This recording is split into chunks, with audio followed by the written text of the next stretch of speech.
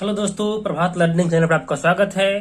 दोस्तों, आज हम लोग प्रकाशीय माध्यम क्या होता है और प्रकाशीय माध्यम कितने प्रकार के होता है उसके बारे में जानेंगे।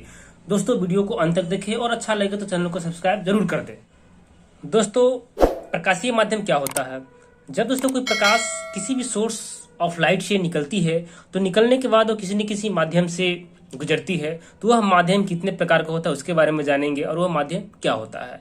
दोस्तों, प्रकाशीय माध्यम होता क्या है, इसका डेफिनेशन यहाँ पर लिख दिया गया है। वह क्षेत्र जिससे होकर प्रकाश वस्तु से निकलकर आंख तक पहुंचती है उसे हम लोग प्रकाशीय माध्यम कहते हैं। जैसे प्रकाश किस किस माध्यम से दोस्तों प्रवेश कर सकता है, किस किस माध्यम से गुजर सकता है, यहाँ पर दे रखा है हवा, पानी, कांच, ताप इत्यादि। दोस्तों, अब हम लोग ये देखें कि प्रकाश जब किसी माध्यम से गुजरती है तो उस माध्यम को हम लोग प्रकाशीय माध्यम कहते हैं। अब प्रकाशीय माध्यम क्या होता है हम लोग देख लिए, और प्रकाशीय माध्यम होता है कितने प्रकार का है वो भी दोस्तों हम लोग जानेंगे। दोस्तों, मुख्यतः प्रकाशीय माध्यम दो प्रकार के होता है। दोस्तों, आप लोग को नोट्स बनाने के लिए मैं यहाँ पे लिख देता हूँ कि प्रकाशीय माध्यम दो प्रकार के होता है। लिख सकते हैं, प्रकाशीय माध्यम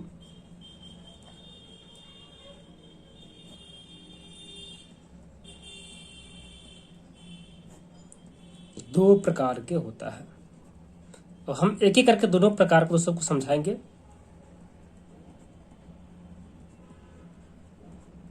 होते हैं पहला दोस्तों समांगी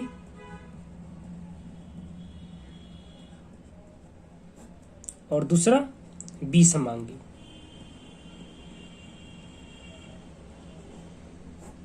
समांगी का इंग्लिश हम दोस्तों होमोजेनियस लिख सकते हैं, होमोजेनियस।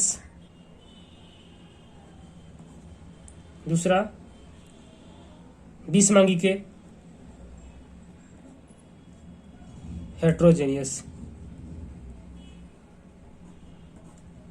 समांगी यानी होमोजेनियस नाम से भी दोस्तों स्पष्ट, अगर हिंदी का भी नाम लेंगे तो समांगी। समांगी का मतलब होता है दोस्तों एक ही प्रकार के मटेरियल से बने हुए पदार्थ को हम लोग समांगी या होमोजेनियस कहते हैं।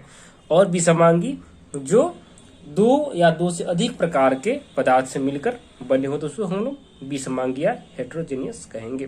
और यहाँ पर दोस्तों हम लोग माध्यम की बात कर रहे हैं तो समांगी माध्यम इसमें क्या हो सकता है, तो हम ये कह सकते हैं कि समांगी माध्यम के जो पदार्थ होते हैं उसके प्रत्येक भाग के गुण एवं बनावट समान होते हैं। जैसे जल की बात करते हैं, कांच की बात करते हैं, दोस्तों ये सब क्या हो जाएगा, समांगी माध्यम हो जाएगा। इसके एग्जाम्पल हम लेते हैं जल और कांच।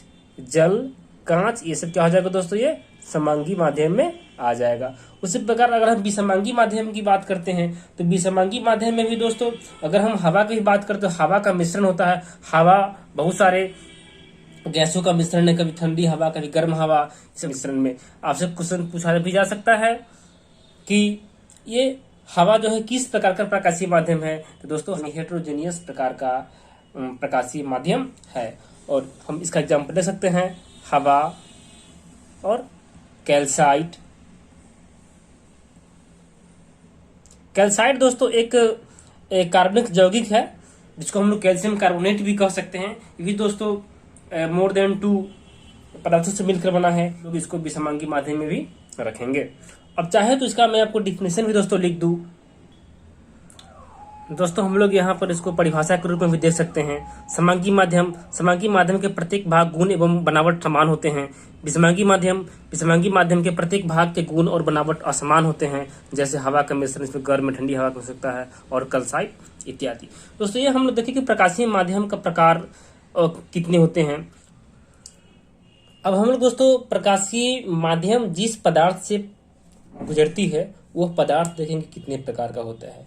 इस प्रकार दोस्तों जो प्रकाशीय माध्यम जिस पदार्थ से गुजरती है वो पदार्थ जो है पारदर्शी पदार्थ, अपारदर्शी पदार्थ और पारभासी पदार्थ होते हैं।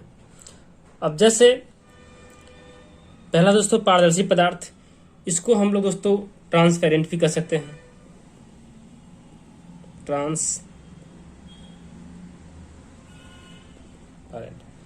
दोस्तों यह वो पदार्थ है जिससे प्रकाश आर पार आसानी से कट जाता है। इसमें सारे प्रकाश रे ऑफ लाइट जो होता है पूर्ण रूपेण प्रवेश करके मतलब एक ओर से दूसरे ओर आसानी से निकल जाता है। उसको हम दोस्तों पारदर्शी पदार्थ या हम लोग ट्रांसपेरेंट भी कहते हैं। जैसे एग्जाम्पल के तौर पर दोस्तों कांच, अगर कुछ शीशा हम लोग लेते हैं, शीशा में देखते हैं तो इधर का सामान उधर दिखाई देता है। इसका मतलब दोस्तों क्या है कि ये भी एक पारदर्शी पदार्थ हो जाएगा।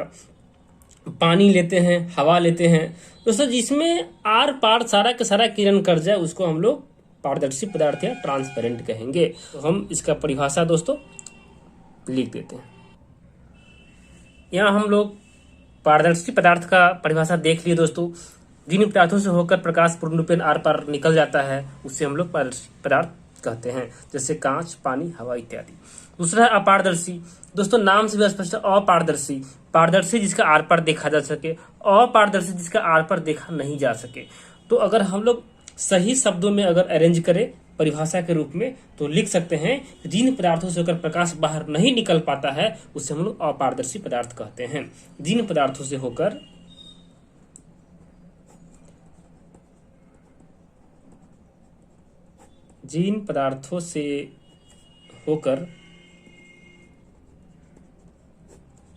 प्रकाश बाहर नहीं निकल पाता है उसे अपारदर्शी पदार्थ कहते हैं।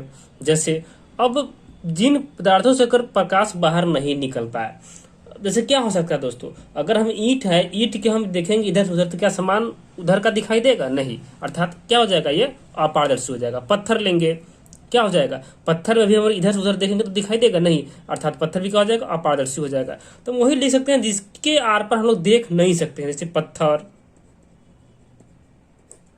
ईंट इत्यादि।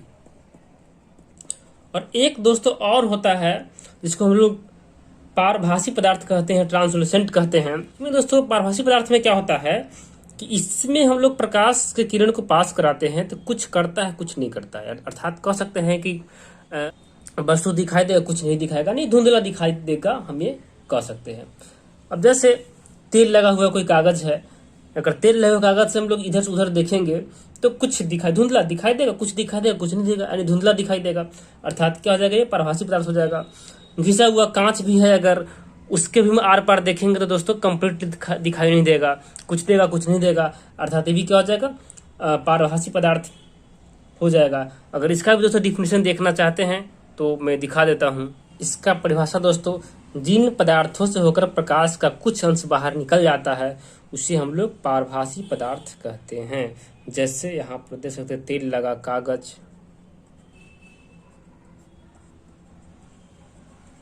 तेल लगा कागज, या भी देख सकते घिसा हुआ कांच,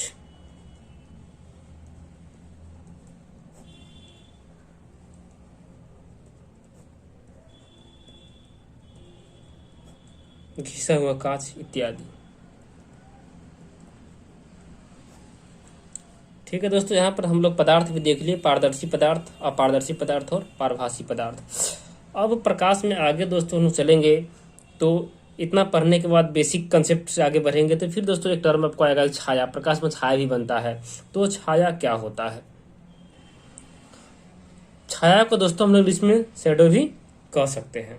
अब शैडो यानी छाया होगा क्या दोस्तों, जब भी प्रकाश से किरण किसी पथ से जब चलता है तो चलने के बाद में अगर उस माध्यम में, उस रास्ते में अगर कोई हम अपारदर्शी माध्यम कोई रख दे तो क्या वो प्रकाश उस माध्यम से पार कर पाएगा? नहीं, यानी नहीं कर पाएगा। तो जब किसी माध्यम से आर पार न हो पाए तो वहां पर दोस्तों क्या होता है, अंधेरा हो जाता है। उसी को हम लोग क्या कहते हैं, छाया कहते हैं। यानी इसका दोस्तों अगर डेफिनेशन लिखे तो आप सही शब्दों में लिख सकते हैं, प्रकाश के गमन पथ पर जब अपारदर्शी वस्तु रख दी जाती है तो प्रकाश उस अपारदर्शी वस्तु को पार नहीं कर पाता है, इसीलिए वहां अंधेरा क्षेत्र बन जाता है, जिसे हम लोग छाया कहते हैं। आप इस बात को लिख सकते हैं दोस्तों रिपीट करके भी, ये छाया हुआ। दोस्तों इसके आगे वाले टॉपिक है प्रकाश का प्रवर्तन। अब हम लोग का इंटरेस्टिंग टॉपिक आ रहा है जो हम लोग अगले वीडियो में देखेंगे। आज के वीडियो दोस्तों इतना ही। अच्छा लगे तो चैनल को सब्सक्राइब कर लाइक जरूर कर दे। धन्यवाद।